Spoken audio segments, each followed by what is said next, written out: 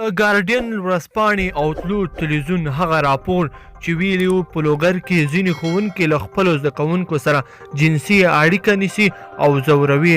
آیا دا خبر رښتیا هم حقیقت لري او که هسې چټیات دي؟ په دې اړه نن د لوګر والي تازه څرګندونې کړې دي.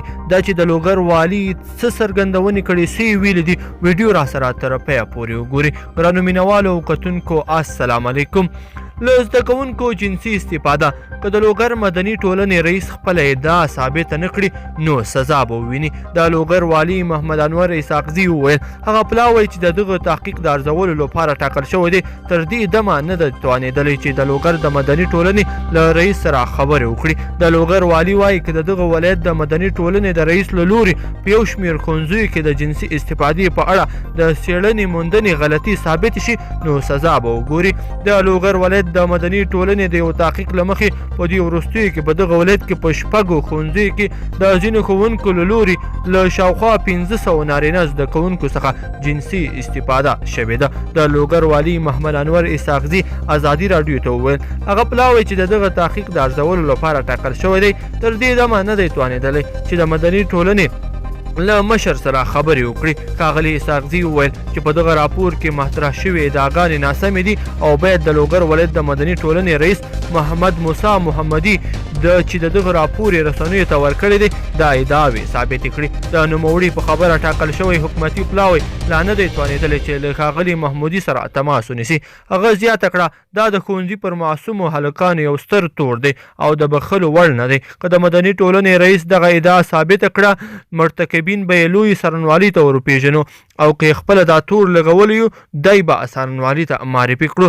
د برطانیا ګارډین ورځپاڼې د لوګر ولایت د مدني ټولنې د تحقیق پر اساس یو راپور خپور کړ چې د بچهبازانو یو کړۍ دغه ولایت کې په شپږو ښوونځیو کې له 546 زده کوونکو جنسي استفاده کړې ده. په دې وروستیو کې ګارډین ورځپاڼې د لوګر ولایت د مدني ټولنې د شبکې د تحقیق پر اساس یو راپور خپور کړ چې د بچهبازانو د یوې کړۍ له لوري د لوګر ولایت په شپږو ښوونځیو کې 546 زده کوونکي جنسي استفاده شوې ده. په دې راپور کې ادعا شوې چې پر هغو ماشومانو جنسي تیری شوي د هغوی د ویډیوګانو له خپرېدو وروسته 15 ماشومان د خپلو کورنیو له لورې وژل شوي هم دي.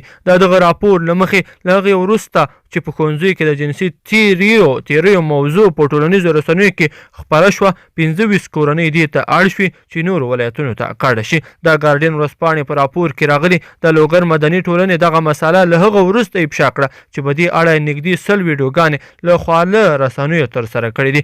خو د افغانستان د پوهنې وزارت د لوګر د مدني ټولنې شبکې دغه تحقیق د شک په سترګه ګوري. د دغه وزارت ویان د نوریا نهزت وایي هغه څه چې د دغې شبکې خپاره کړي یو بشپړ تحقیق نه دی ځکه د نوموړي په خبره د څېړنې شیوه کاپي اسناد او دا چې په دغه تحقیق کې له څو کسانو سره خبرې شوي څرګنده نه ده. د ښاغلي نهزت په خبره له دې سربیره د دغو ادعاګانو د څېړلو لپاره یو پلاوی له کابل نه لوګر ولایت ته تللی دی. هغې زیاته کړه موږ په دې اړه ادعاګانې ردوو خو په دې اړه تحقیق کوو وروسته به خپلې موندنې له رسنیو سره هم شریکې کړو. ازادي راډیو هڅه وکړه چې د لوګر ولایت د مدني ټولنو شبکې له رئیس محمد موسی محمودي سره هم خبرې وکړي خو اړیکه او ورسره ټینګه نه شوه. ګرانو کتونکو او مینوالو په دې هیله چې دغه ویډیو مو خوښه شوي که مو خوښه شوي در سره لایک کړئ او نورو دوستانو سره یې هم شریکه کړئ. مننه.